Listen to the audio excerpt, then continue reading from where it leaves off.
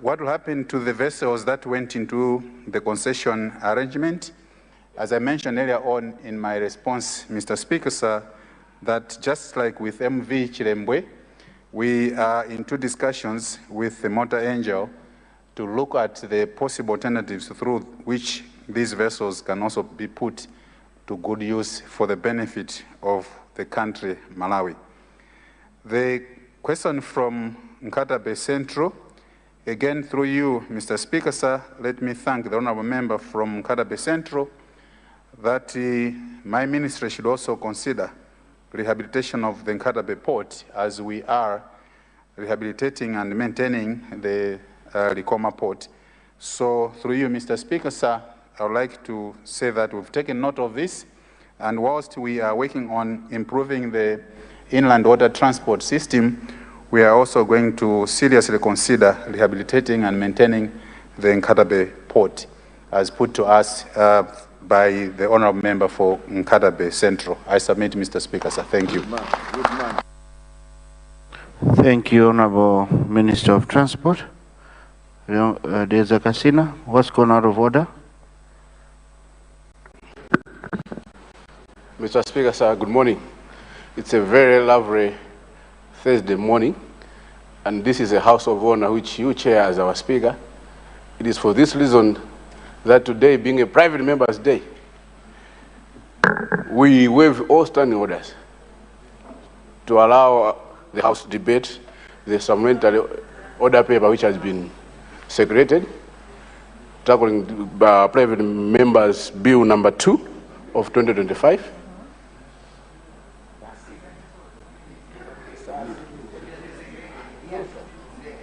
I beg to move.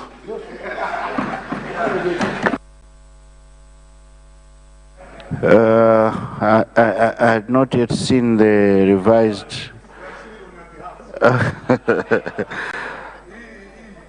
Other members, we have a motion on the floor. The motion is to waive government business, to waive the order paper so that we tackle the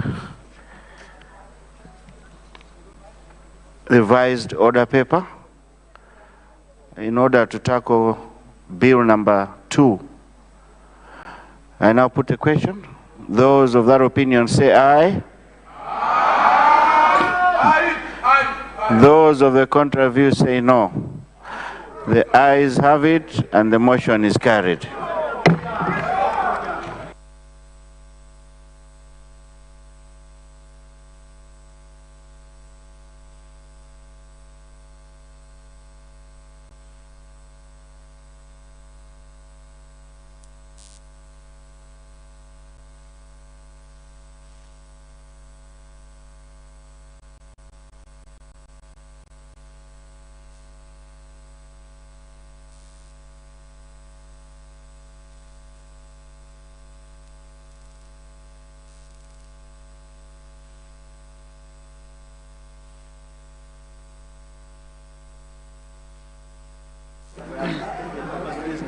Supplementary order paper, private members' business,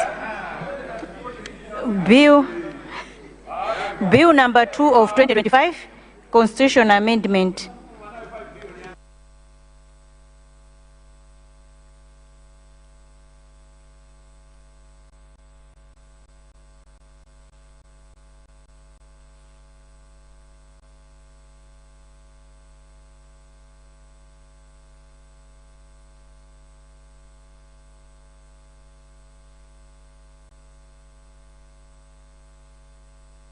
Honorable member for Nzimba South, when is second reading when? Today and now. But okay. But Mr. Okay. Honorable member for Nzimba South, I also noticed that the bill has not matured, the 28 days.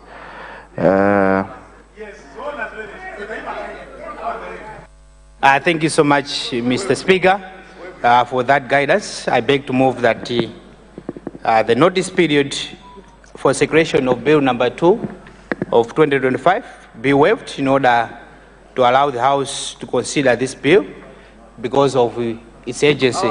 Mr. Speaker, as you are 100% aware that as members of Parliament, we are voted into this House because of the various manifestos that we gave to the people and people voted for us. So this bill is urgently needed. Therefore, Mr. Speaker, sir, I beg to move. Thank you.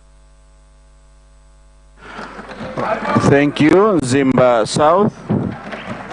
Honourable members, we have a motion on the floor, and the motion is to waive the notice period in order for the House to consider discussing Bill number 2. I now put the question. Those of that opinion say aye. Those of the contrary view say no. The ayes have it, and the motion is carried.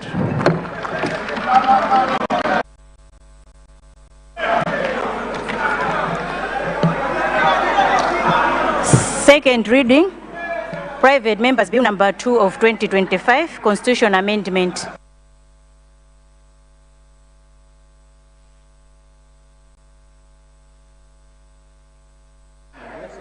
Honourable Zimba South, you may proceed.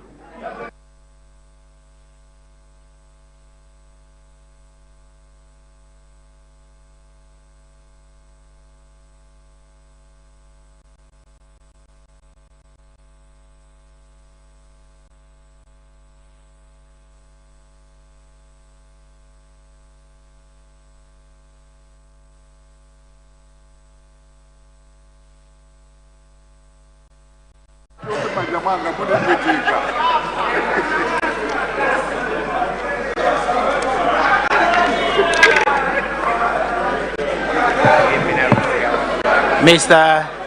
Speaker, sir, on behalf of the people of Mzimba South, TM Zuguzuku, TM Zikola, I bring on the floor a landmark piece of legislation which will bring the basis for the clear legal framework, stronger audit mechanism, and citizen-driven monitoring tools to enhance transparency, effectiveness, and sustainability of the Constituency Development Fund. Before I do that, Mr. Speaker, sir, let me thank the following for the tangible comments, feedback, observation, and support. Firstly, let me recognize your office, Mr. Speaker, sir, and the clerks who have demonstrated a good professionalism on the matter. Secondly, let me thank the civil society organization who provided insightful arguments, even though until now I haven't received any formal written communication on the same. Members of the general public, the media, and all relevant stakeholders. Lastly, the judiciary for the court ruling which partly contributed to this piece of legislation which I'm now bringing in this House today. Mr. Speaker, sir, let me clarify and emphasize an important point. Efforts to come up with this legislation for proper management of CDF have not started today. You may recall, Mr. Speaker, sir, that on 11th August 2022, this House authorized the then Honorable Dedza South, Honorable Ishmael Onani, to introduce in this House registration which would govern the CDF. It was observed that time the lack of legal framework was affecting the management of the Constituency Development Fund. Those concerns are still valid today, Mr. Speaker, and this is why I'm bringing this bill in this House today. The need to develop a proper legal framework for CDF has been there for some time. Mr. Speaker, sir, comparative insights from other countries. A comparison with other African countries provides valuable lessons for strengthening Malawi CDF framework. If we go in Kenya, the fund was formalized through the National Government Constituency Development Fund Act 2013, which established an independent body provides for annual audits and parliamentary oversight of the CDF. This legal framework has significantly improved transparency and citizen participation. If we go to Zambia, Mr. Speaker, sir, the CDF is established in the Constitution. Additionally, the Constituency Development Fund Act of 2024 has a regulative provision on the management of CDF.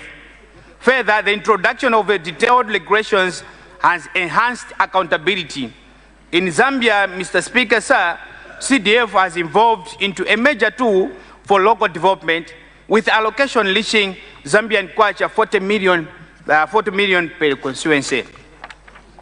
If we go to Tanzania, Mr. Speaker, sir, the CDF is regulated under the Constituency Development Catalyst Fund Act of 2009.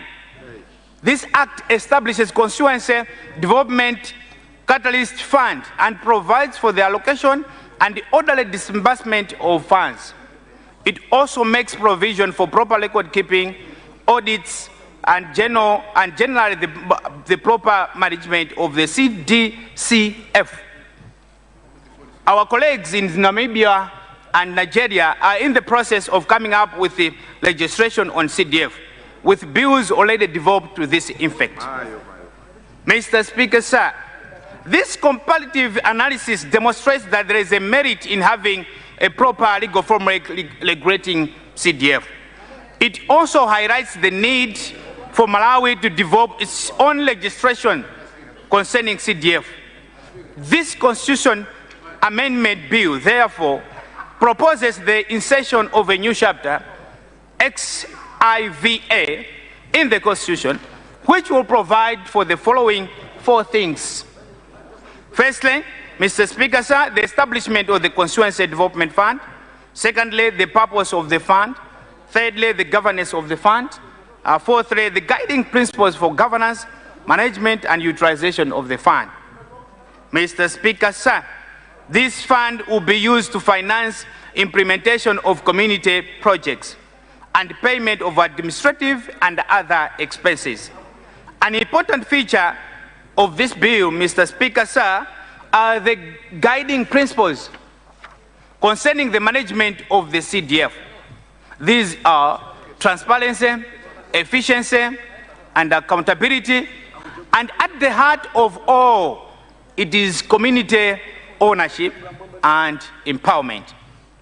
Mr. Speaker, sir, let me emphasize that this is not the end of the matter. We recognize that this provision in the Constitution will not be sufficient.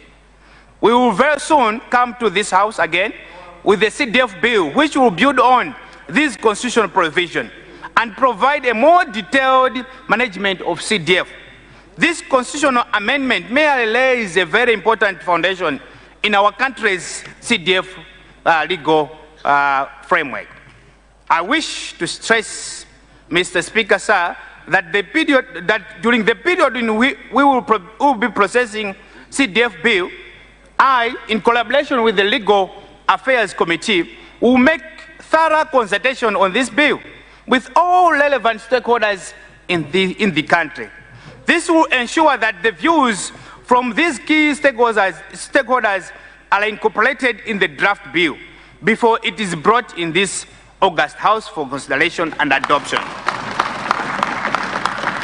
Mr. Speaker, sir, may I therefore appeal to all stakeholders, especially those who vested interest in this matter, to hold on their patience to the time the consultation will be undertaken. The House may also wish to note that these consultations, apart from considering them locally, we will also consult other sister parliaments, such as Kenya, which have similar legislation which Malawi borrowed this concept from. Mr. Speaker, sir, may I therefore appeal to all honorable members of Parliament to support this bill and the other supporting bills which will come thereafter. Therefore, Mr. Speaker, sir, I beg to move that this bill be acceptable by this House, this honorable House. Mr. Speaker, I beg to move. Thank you.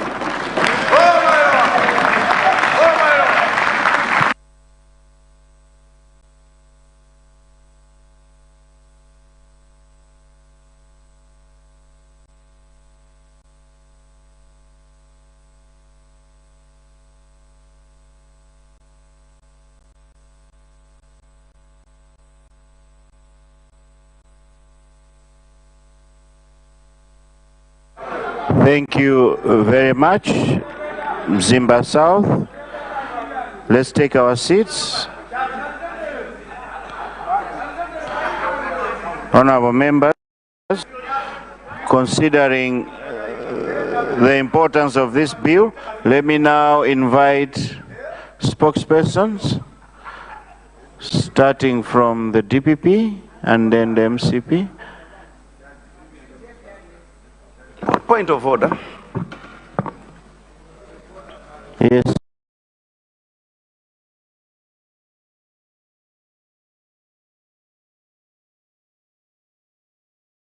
Honorable Minister of Local Government.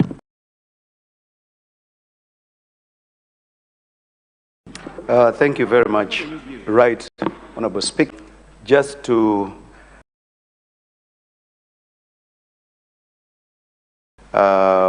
highlight as they debate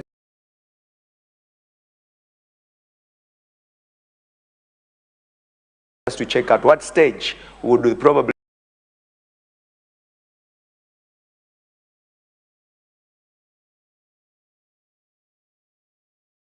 to check where would move, whether legal affairs would be involved or not at some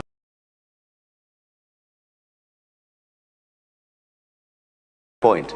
But it is not a contribution from the DP.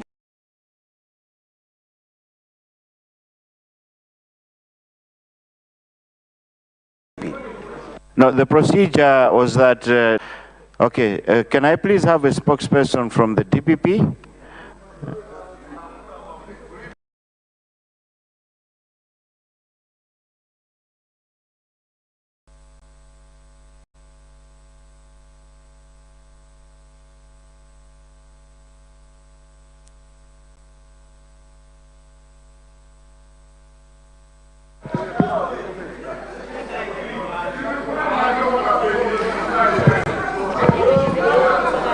Right, Honorable. I see Zomba Site North.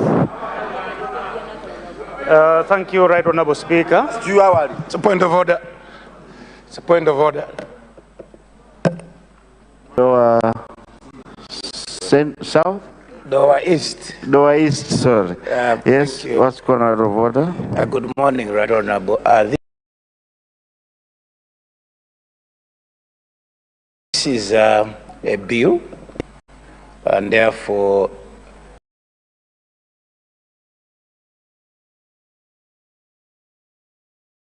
it may please the front bench, the ministers of local government would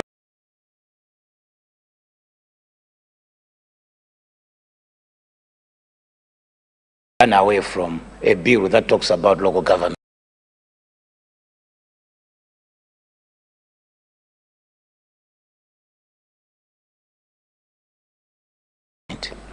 Thank you, Right Honorable Speaker.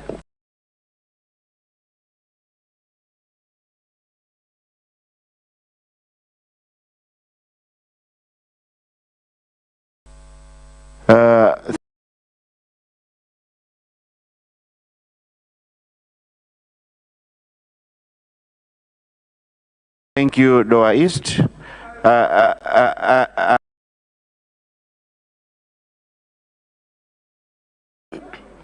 On behalf of the mighty Democratic Progressive Party, I'm deeply honored. Honorable, you said Zomba Central, unless Zomba City, no.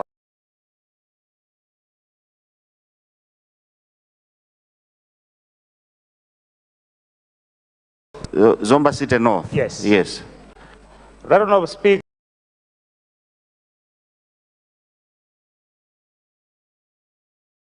on behalf of the mighty democratic progress guide how the funds will be utilized, especially looking at the fact that it has to be in a transparent manner whereby the communities where Right Honorable Speaker, masses would want to have development to be achieved as such. Thank you. Thank you very much. Spokesperson from MCP. Doha East, proceed. Check with your mic first. Thank you. Right Honorable, thank you. And first of all, let me thank the leadership from this side to allow me to respond to this important bill.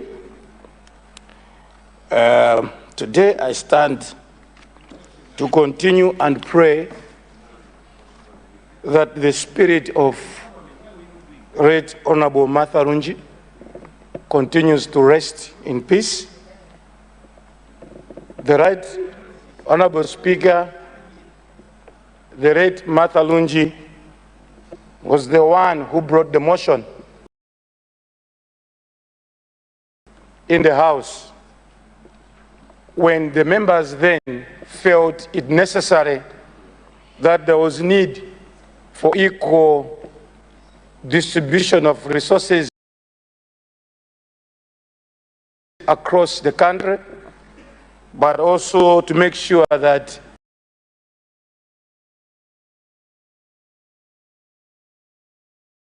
critical matters that affect constituencies be attended to. May I also take this chance, through you, Right Honorable Speaker, to thank, through the Constituency Development Fund,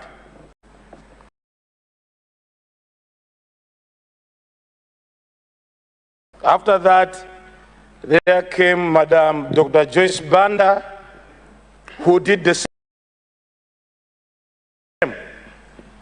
From there, Professor Arthur Peter Mutharika, the current President of the Republic of Malawi, supported the Constituency Development Fund the entire time he was a leader. After Professor Peter Mutharika, Dr. Lazarus Makafe Chakwera actually did the same to make sure that there was provision of resources and to make sure that there is an increase for the first time from about 29 million to 200 million. The need was seen when our colleagues took government 2 months or 3 months, 2.5 months ago. In one of the statements made by Professor Arthur Peter Mutharika, the State President of the Republic of Malawi, was the continuity of the CDF. And that is demonstrated even in the manifesto of the, which talks about 5 billion kwacha being introduced as a constituency development fund. Right Honorable, you were here as a chair of Agriculture Committee when 2 years ago we amended the Constitution of the Republic of Malawi. In time memorial, we had one constitutional obligation, which was legislation. The others were done voluntarily, that is oversight and the rest of work that we're able to do. But our colleagues sitting in this August House decided to give us more power so that we can do our work very well. And through that, 2 critical important obligations were added to the Constitution through a Constitution amendment, and that is representation and oversight. Much as these were done in the past,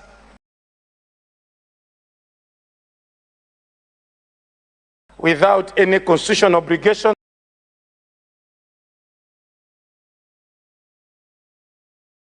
or indeed any authority driven from our legal instruments, this, you cannot be called a representative of the people when you cannot represent them in helping them to get the development they need at constitutional level.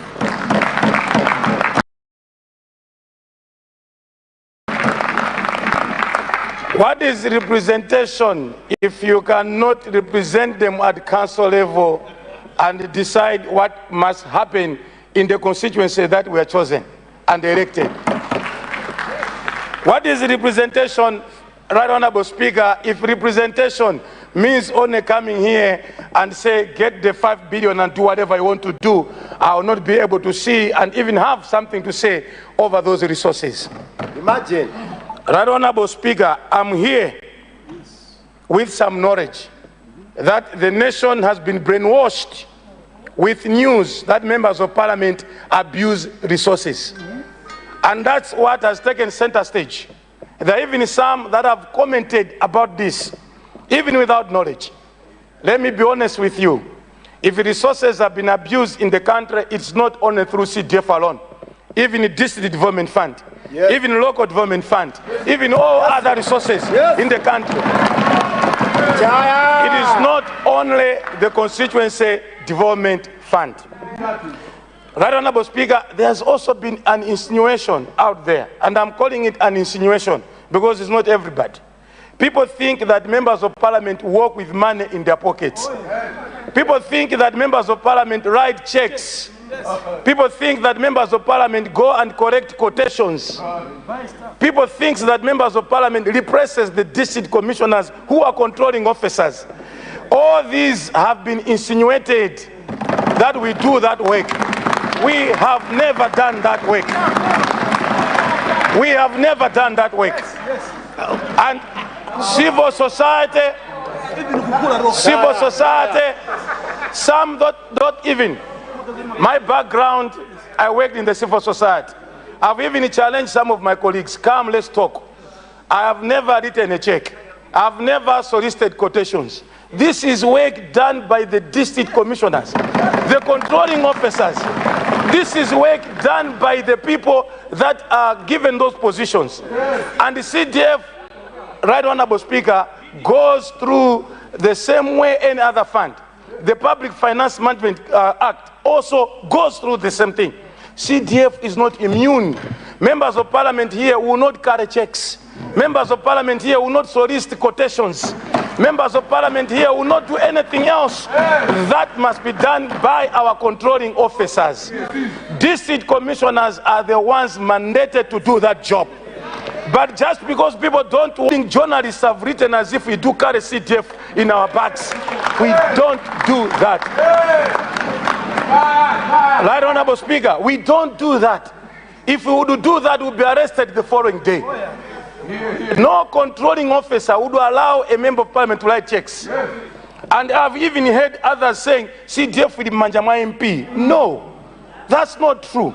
The real thing that we want, and I want to say it, and I'm not ashamed, you can write anything about it, I will not change. The real thing we want is anything that happens in my constituency. The people of Dowa East elected me as their member. I need to know what is happening in my constituency. I need to know what is happening in my constituency. I need to know what is happening in my constituency.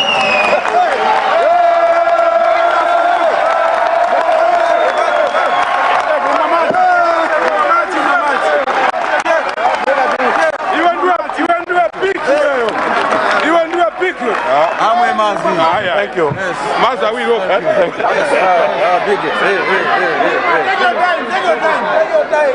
Right Honorable. Right Honorable. Let me talk to the civil society organizations. I don't want to write checks. I don't want to take quotations. I don't want to manage CDF like management. What I want to do as Dowa East is to approve development works happening in my constituency. That's what I want to do. And the people that elected me, 25,669, I told them that we are going to do this, we are going to do this. Members of parliament are members of the ADC. The people who still decide But we have the authority now to say you have decided this and this. As a member of parliament, I choose that there goes a hospital, there goes a bridge, there goes something. That's what we want to do. That's what we want to do. That's what we want to do.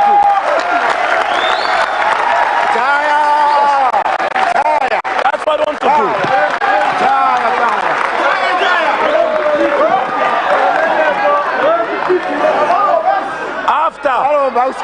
Right Honorable Speaker, after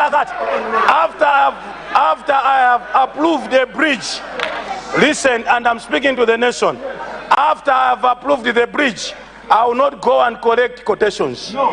That's the work for the district commissioners. I will not go and write checks. I will not go and do payments. I don't need to do that. This is what we have told people out there, that we want to be doing that. If you think we wanted to do that through this message, you got it wrong. Yes. What we simply want is the power to approve what happens in our constituency. That's all. That's all. That's all. That's all. Finally, I want to urge honorable members.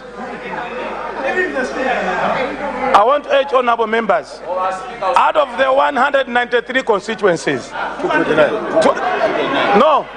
of the 193 constituencies, then they have picked up one or two where things did not work and put it in the media. I want to invite the honorable come to my constituency, Doha East. Let them come to mine also. Come and I will show you what we, not I, we have been able to do with the Constituency Development Fund. It's not everyone that abuses resources. Not everyone here is intending to abuse resources. Come, and I also want to ask the Public Affairs Committee back to come in. Because every civil society organization that talks about this, they already have a mind. They don't want even to listen from us. They have already decided. It's like when you want to talk to them, they have already said, no, not you. We want a genuine institution that can sit down and listen. Can you be called a representative of the people in the constitution without approving development works? That cannot happen. That cannot happen. But we don't want to write checks. We don't want to collect quotations. That you should do as district commissioners and your people. The Malawi Congress Party, which gave me a chance to speak on this matter, supports this bill. I rest my case. Thank you.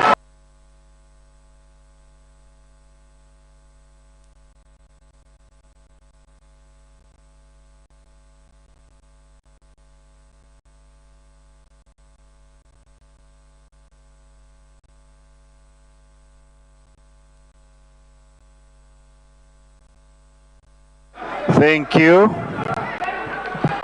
Let's take our seats. Honourable members, there was a suggestion that came from the DPP spokesperson that the bill should first go to Legal Affairs Committee,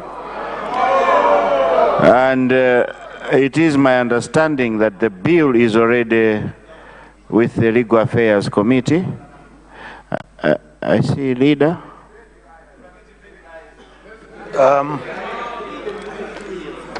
Right Honorable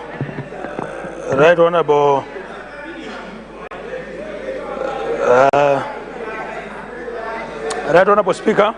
Order. The submission by the leader of the backbenchers on this side that the bill be scrutinized by the Legal Affairs Committee is the official position. I have had discussions with my colleagues over there over this matter, and that was the understanding.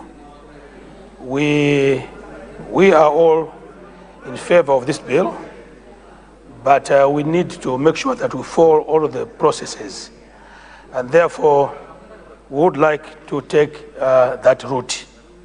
No one is going against this bill because it is the wish of this House.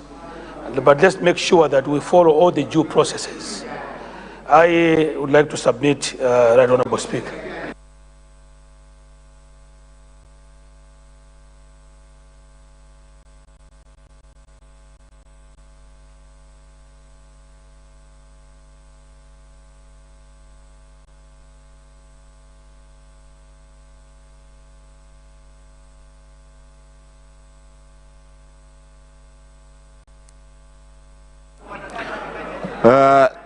Order. Leader of Opposition. Right Honorable Speaker, Legal Affairs Committee is one of the committees of the House, which in my understanding, unless I'm corrected, the House is basically supreme than a committee. But just to make mention, we are yet to meet. I wanted to make that correction. We are yet to meet. Haven't met yet. Yeah, so Right Honorable Speaker, I think I've made myself clear on this one. Yeah. Thank you, Leader of Opposition. Indeed, as our own Standing Order 125C reads, and I'll read, before the bill is first read in the Assembly, the clerk shall refer the bill to the relevant committee for consideration. It is my understanding that the bill was already referred to the Legal Affairs Committee, and at this time allow me to invite the chair for the Legal Affairs Committee to say something about the report.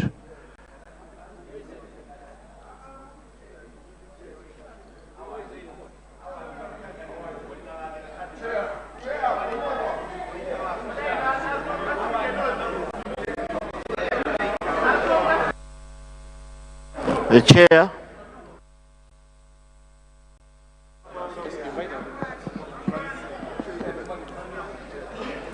Thank you, Mr. Speaker, sir. We would like to confirm to the House that the bill was referred to the Legal Affairs Committee on last Friday, and the Legal Affairs Committee had a meeting on 24th November where it resolved that there is a need to further scrutinize it, examine it, and make consultations, and bring it back, bring the report on Monday, if it is acceptable. And then the rest of the process can proceed on next Thursday. So that's the position of the Legal Affairs Committee. And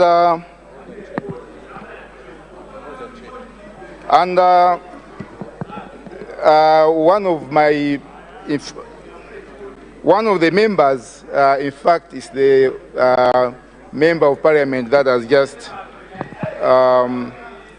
from the spokesperson from MCP.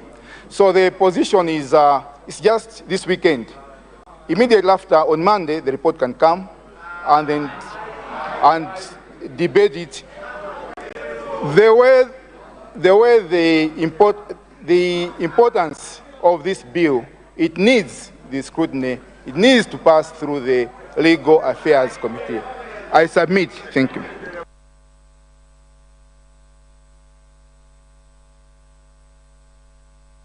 I see Minister of Information. Good morning, Right Honorable Speaker. I rise just to clarify certain issues regarding this proposed bill. Indeed, the bill is very critical, very paramount. The 5 billion proposed Constituency Development Fund is a brainchild of His Excellency Professor Arthur Peter Mutharika, and indeed it requires some registration so that the funds are managed and protected. That said, we want just to assure the members here that they allow the Legal Affairs Committee to finalize scrutinizing the bill. Government is undertaking that next week, at any point, we can allow that the matter proceed, that the report from the Legal Affairs come into this House and we debate and we finalize the processes. I submit, Mr. First Deputy, Mr. Speaker, sir. Thank you. Point of order, Dr. Kasina. Thank you so much, Your Honor, Mr. Speaker, sir. This being a House of Rules, and today being Thursday, a private member's day, Mr. Speaker, sir, Dr. Kasina would like to move that we waive all relevant standing orders to allow the move of this bill, wind up this bill so that we proceed with the bill. I propose, Mr. Speaker, sir.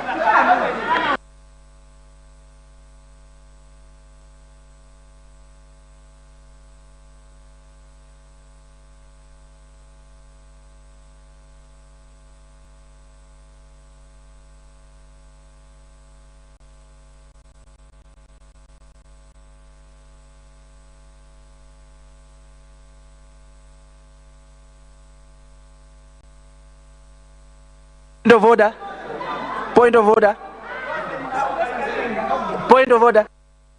Rumpi West, point of order. Mr. Speaker, sir, the Speaker has not agreed to the motion, so there is a chance. I will make my ruling shortly, but let me hear the point of order from Rumpi West. Mr. Speaker, sir, you can look at the agency of the matter. I propose that the leadership of both sides can meet for 10 minutes and agree that we proceed today. They have to meet. We have passed several mandates in this House without any report from a relevant committee. There is a precedence on these matters. But what we want is the leadership should meet so that they should be assured that the coming bills will be given to the legal affairs, not on this one. I have taken note of your that is the last point of order I'm taking. Chair, I have a privilege of being a member of the Legal Affairs Committee. And our lady chair and his deputy were actually part of the drafters of this bill.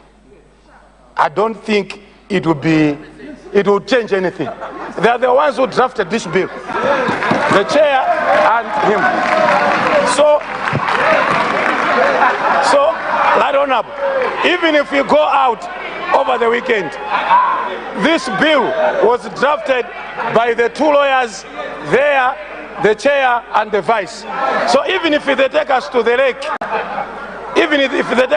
there's nothing that can change. Let us proceed here. Thank you, Chair.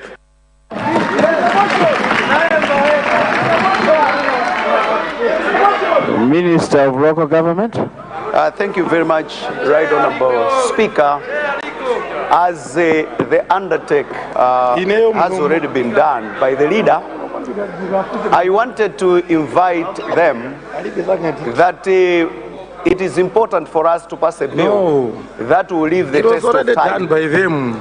The question of, for example, when you read on what ought to be done, the question of clarity is very important, and that bills must be speaking to each other.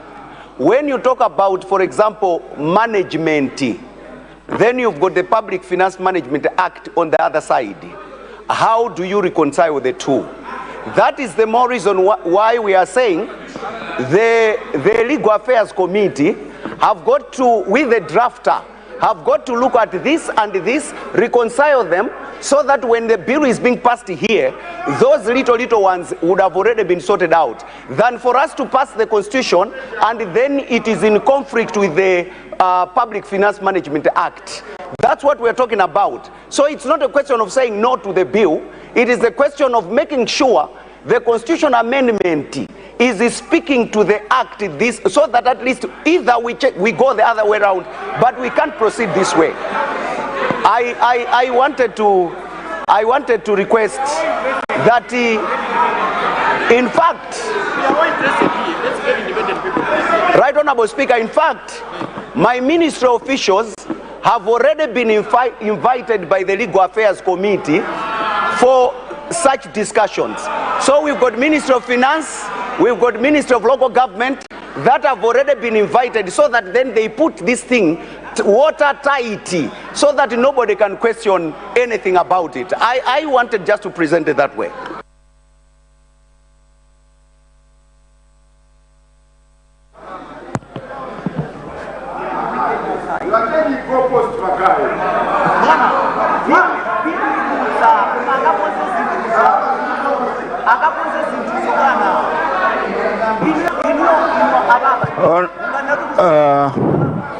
Minister of Information,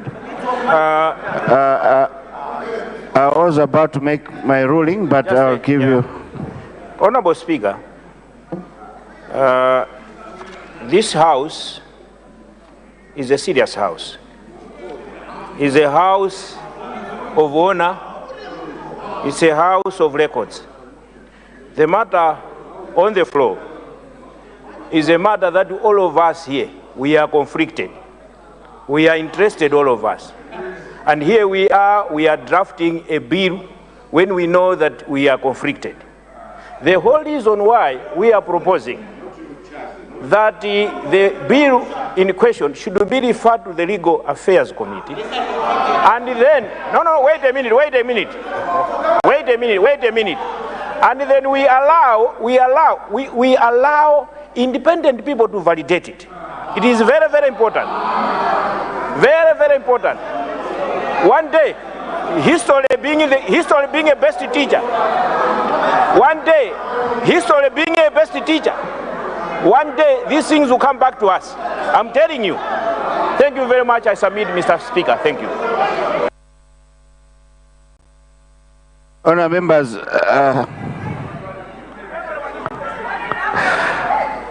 the last of the last now. I'll take your point of order. Thank you so much, Your Honour Speaker, for recognizing the people of Lilongwe Nyanja constituency to stand on a point of order. Is it in order for the Deputy Leader of the House to insinuate that all of us are conflicted and within the same line call for Legal Affairs Committee to meet, which is part of this House? Are they not conflicted? At what stage are the members of the Legal Affairs not conflicted, but the whole House is conflicted? Exactly. I would like to propose, Your Honour, the Speaker, that let us proceed. This is just a two-page. If Malawi is poor today, it is poor because of poor bias for action. We take too long to make decisions, and that has affected this great nation. Can we expedite the process of disposing this thing? He has even said that technocrats are out there. All the problems that we face as a country, one of the problems is continued engagement of experts. Politicians come and go. The whole blame rests on us. But these people who we keep on consulting, the technocrats, they are never changed. Only a few individuals are moved. Can we move as per this bill? It's a two-page debate. We cannot take too long to read this thing. It's just too small a paper. We have intellectuals in this room. Let's not undermine ourselves. Let's proceed. Chair, there's already a motion on the floor. Let's proceed, Chair.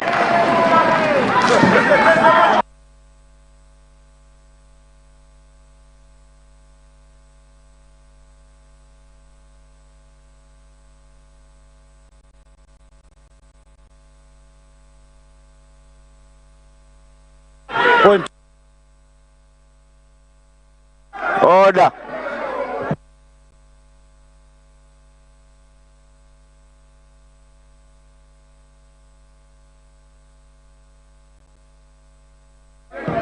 Honour members,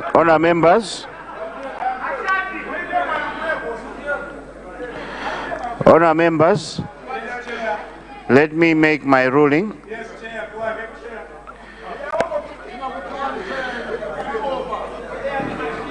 Honour members, I did allow discussions from both sides, and I was paying so much attention. I want to assure you that the Speaker as well is an MP first. I hope I make myself clear. But I'm a Speaker who's not going to allow bulldozing.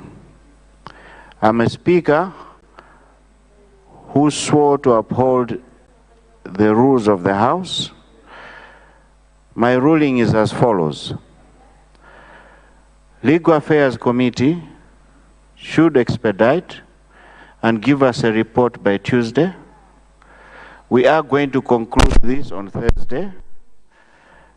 That is my undertaking.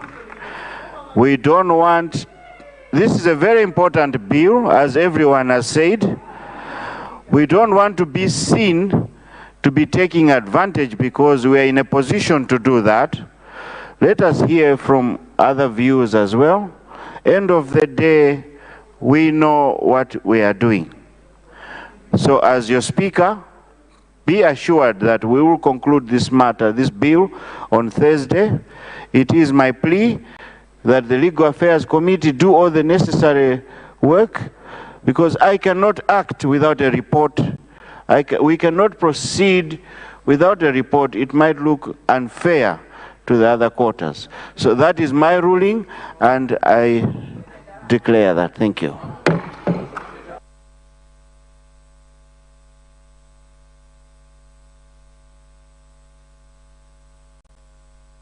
Honour members, before we suspend for health break, I have some announcement to make. We have visitors from JEP Academy School coming from Machinga Mikoko constituency. JEP Academy, please stand. Honorable Jaffa Ali Musa, Machinga Mikoko, are you in the house?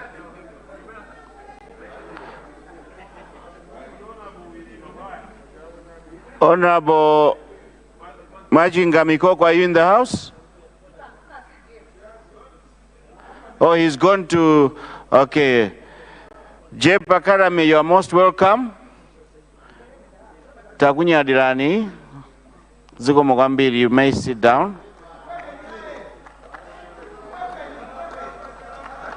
Thank you. Honour members, we also have a group that is being led by TA Mlowe. They are coming from Rumpi East constituency. May I ask our senior TA, our TA Mlowe, and your group to stand,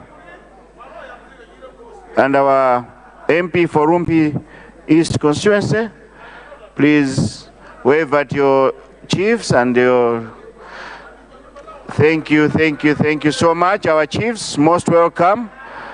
This is your parliament, feel free.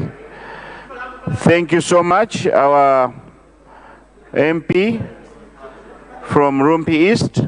You're doing a good job. Keep it up. Thank you. Honour members, it is now 11:08. I suspend the House for health break. We'll be back at 11:38. House suspended.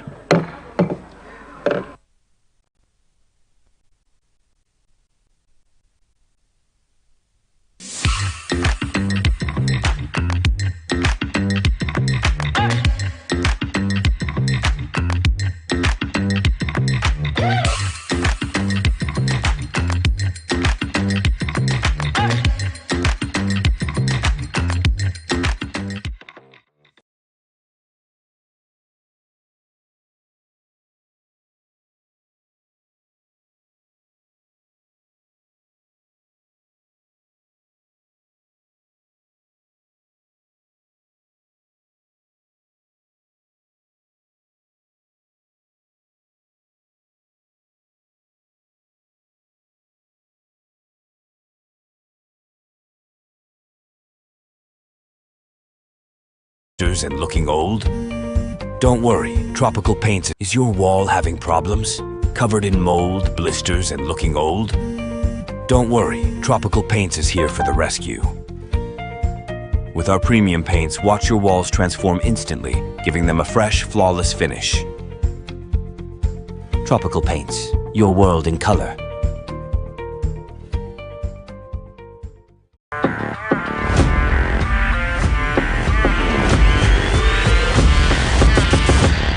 It's the 2025 Praise Experience Malawi Gospel Extravaganza, probably the biggest gospel concert of the year, live at the BICC Lilongwe, 6 December 2025, featuring 28 of Malawi's A-list gospel artists, including Miracle Chinga, Kamuzu Barracks Gospel Singers, Lloyd Perry, Great Angels Choir, Marvelous Deeds, Ande Seko, Maggie Mangani, Norman Perry, Alex Nkalo, Debbie N, Confidence Voices, Bishop Chimwemwe Mhango, Ruth Misi, Musa Bwemba, Chris Kantunze, Carlo Kadzua, Sam Maliza, Reverend Dayton Bewe, Betha Nkoma, Rudo Chakwera, Peter Mlangeni, Martha Mituka, and many more. Charges: standard ticket 20,000 kwacha advance and 30,000 at the door. VIP 50,000 kwacha, VVIP 100,000 kwacha. Tickets available at Lloyd Perry Shop, Toto Walkers,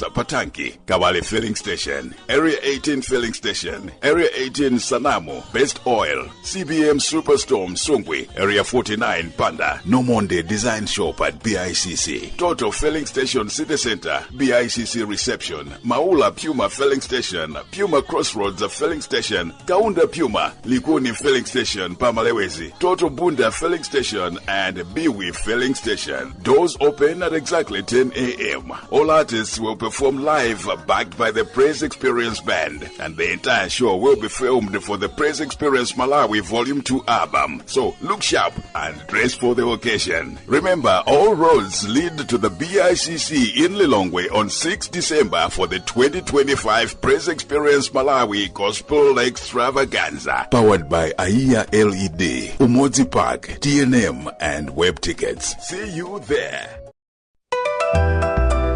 Mount Carmel Private Secondary School provides high-quality, affordable, accessible, and reliable education services to all secondary school students across the country. Mount Carmel believes in prayer, love, servantship, and discipline. But why Mount Carmel? Very cheap with high-quality service delivery, well-qualified, experienced, competent, and compassionate and professional teachers. Proven academic excellence, 100% pass rate in 2024 MICE, and over 20 students scored 11 to 20 points, and 70% selected to public universities. Nutritious and well-balanced diet meals, conducive learning environment, good library and laboratories, extracurricular activities, and 100% pass rate for 2025 JCE results. Fees structure: boarding 370,000 Malawi kwacha, day scholars 125,000 Malawi kwacha. Mount Carmel Private Secondary School is proudly sponsored and funded by American partners. Mount Carmel Private Secondary School is located at Mponera Trading Center between Noah Secondary School and CMED offices. And for more information, contact 0986 919 009, 0981 515 485, 0995 663 242, or 0888 339 497, or visit our campus today. Parents, seed the success of your child with Mount Carmel Private Secondary School.